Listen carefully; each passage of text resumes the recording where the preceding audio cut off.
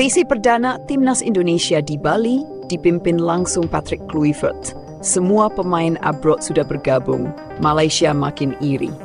Timnas Indonesia menggelar pemusatan latihan TC perdana di Bali untuk persiapan lanjutan kualifikasi Piala Dunia 2026 zona Asia.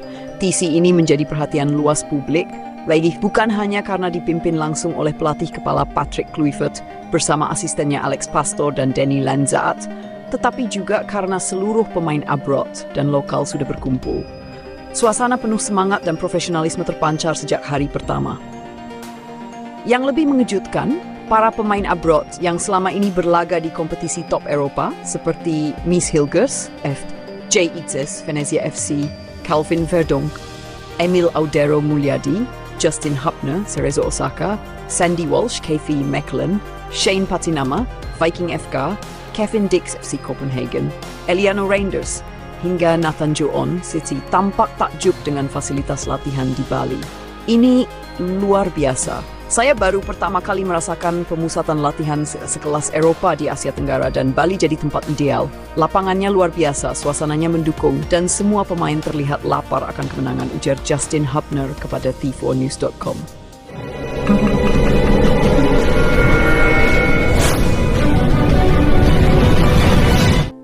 Lapangan TC di Bali dipuji pemain kelas dunia.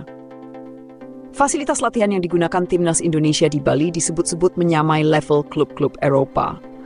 Hal ini dikonfirmasi oleh Jay Itzes yang menyebut lapangan yang digunakan Timnas di Bali sangat profesional. Jujur, saya kaget. Ini bisa disebut salah satu fasilitas terbaik di Asia. Saya sudah pernah ikutkan pelatihan di Italia, Belanda, dan Jepang, tapi Bali memberikan suasana berbeda. Lapangan ini cepat, rata, dan atmosfernya bikin betah, kata Itzes yang baru saja membawa Venezia.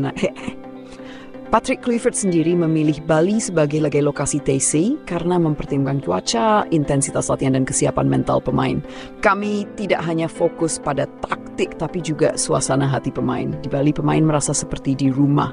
Itu penting untuk membangun chemistry dan motivasi, ujar Kluivert. Seluruh pemain gabung, soliditas tim TC perdana ini sekaligus menjadi momen bersatunya seluruh pemain abroad dan lokal. Pemain seperti Ricky Kambue Marklok, Pratama Arhan, Marcelino Ferdinand, dan Hernando Ari terlihat sangat cair dalam interaksi dengan para pemain diaspora. Ini pertama kalinya latihan penuh tim dengan seluruh pemain abroad. Chemistry sudah mulai terbentuk, tidak ada jarak. Semua punya satu visi, membawa Indonesia lolos ke Piala Dunia. Kata Marcelino. Denny Lanzaat memuji profesionalisme para pemain lokal. Mereka cepat adaptasi, punya etos kerja tinggi, dan bisa sejajar dengan para pemain dari Eropa.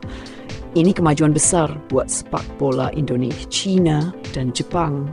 Garuda tak gentar. Indonesia akan menghadapi dua laga krusial pada bulan Juni 2025 melawan China dan Jepang dalam lanjutan kualifikasi Piala Dunia 2026 zona Asia.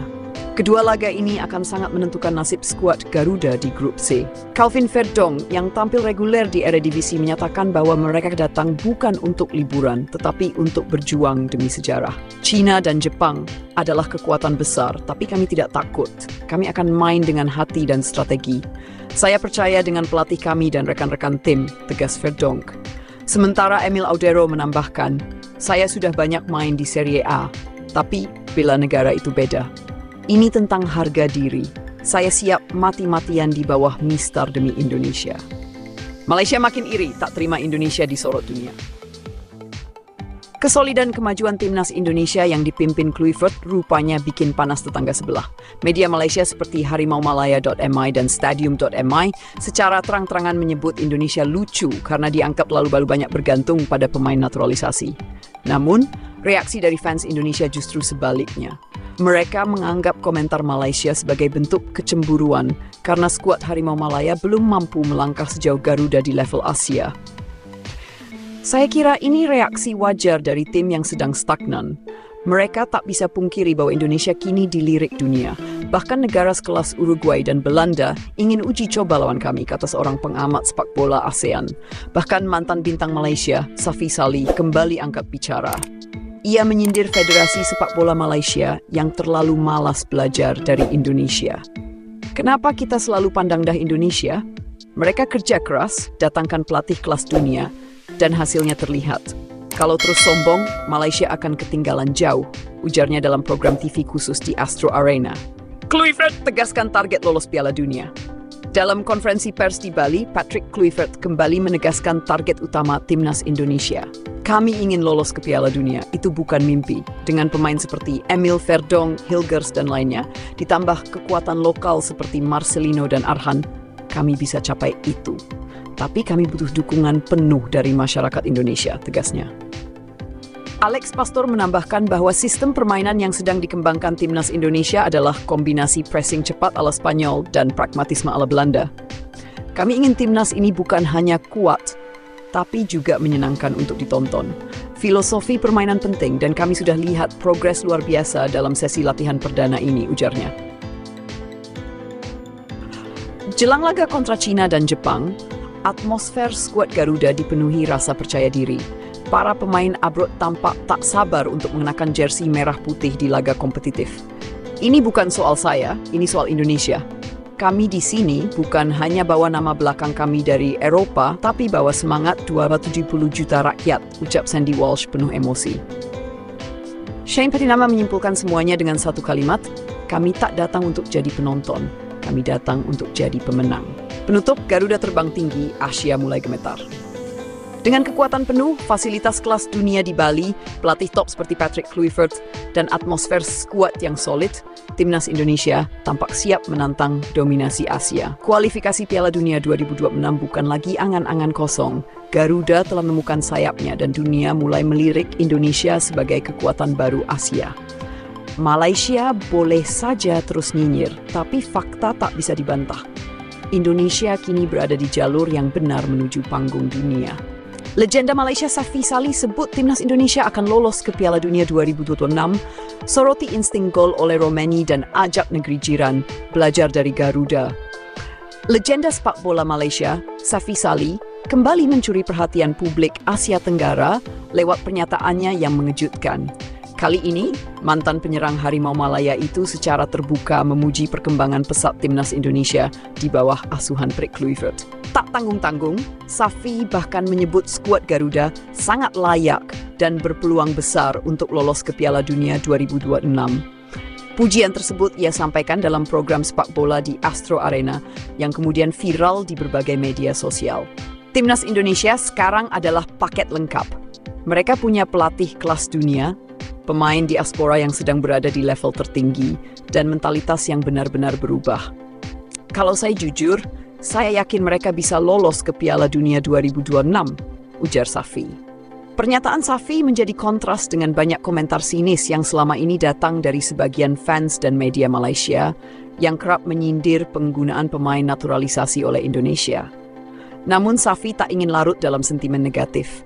Kalau kita terus mengkritik cara mereka tanpa introspeksi, kita akan tertinggal. Sepak bola modern sudah berubah, Indonesia bergerak maju, kita Malaysia masih jalan di tempat, tegasnya. Oleh disorot, penyerang mematikan yang siap guncang Asia. Selain memuji skuad secara keseluruhan, Safi Salih juga secara khusus menyoroti penyerang naturalisasi anyar timnas Indonesia, oleh Romani. Penyerang milik FC Utrecht itu dinilai memiliki insting gol kelas dunia dan bisa jadi senjata rahasia saat menghadapi dua lawan berat, China dan Jepang, dalam lanjutan kualifikasi Piala Dunia 2026 zona Asia. Saya sudah tonton cuplikan permainannya di Belanda. Oleh Romani bukan hanya tahu cara mencetak gol, tapi dia kapan harus berada di tempat yang tepat. Itu insting alami yang tidak bisa dilatih. Pemain seperti ini yang bikin perbedaan saat melawan tim besar seperti Jepang dan China, ujar Safi. Menurutnya, Indonesia telah berhasil membangun sistem scouting dan naturalisasi yang cerdas.